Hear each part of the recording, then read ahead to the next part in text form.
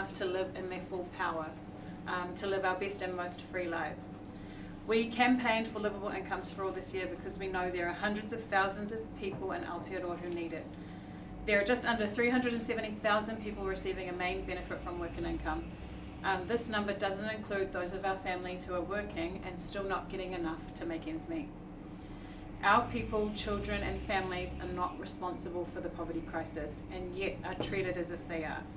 Poverty is created by this system and the government needs to get real about its responsibility in addressing it. All of us contribute to our families and society in many different ways, and it's not good enough that we let so many in our communities go without the basic necessities needed to thrive. The human right to a free and full life is a freedom that should be enjoyed by all. There's no question about that.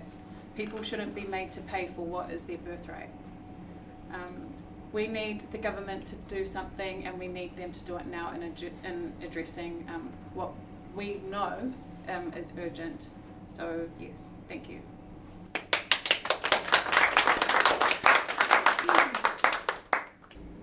Dear Jacinda, Carmel and Grant, no matter who we are or where we live, we know that our well-being is interconnected with those around us.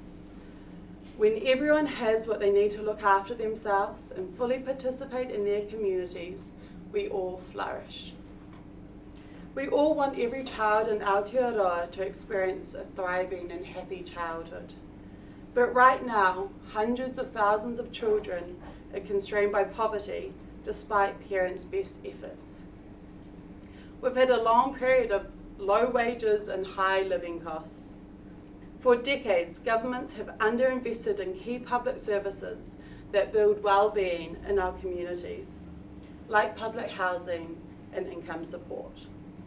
Many governments have prioritised policies that help the already well-off, including people who make money from housing.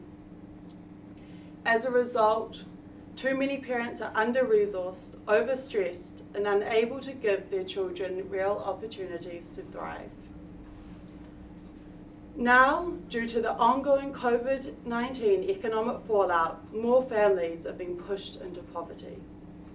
Unemployment has risen at a record-breaking pace, increasing by nearly a third in 3 months to September.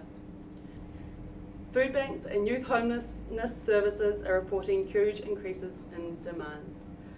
By Christmas, it's expected work and income will have allocated over 2.5 million hardship grants in advances this year alone.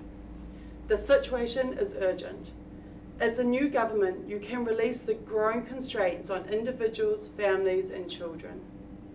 We're calling on you to lift one of the biggest limitations on whānau and child wellbeing, not having enough income. During the height of the COVID pandemic, you acted quickly to set up the COVID income relief payment, which is nearly twice the amount of the normal job seeker benefit. You showed us that you understand that current benefit levels are insufficient and lock families and children into poverty, an issue that affects all of us. Now we are asking you to apply the same common sense approach to all income support, to make sure everyone, whether they are working, caring for children, living with a disability or illness, or have lost their jobs before or because of COVID-19, has a livable income.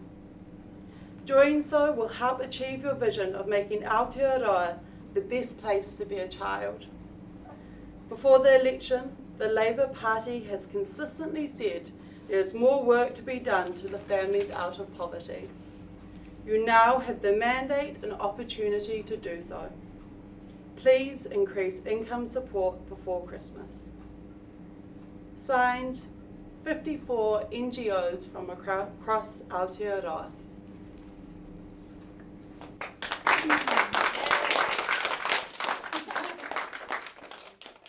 And I can promise you, we will be a party that governs for every New Zealander.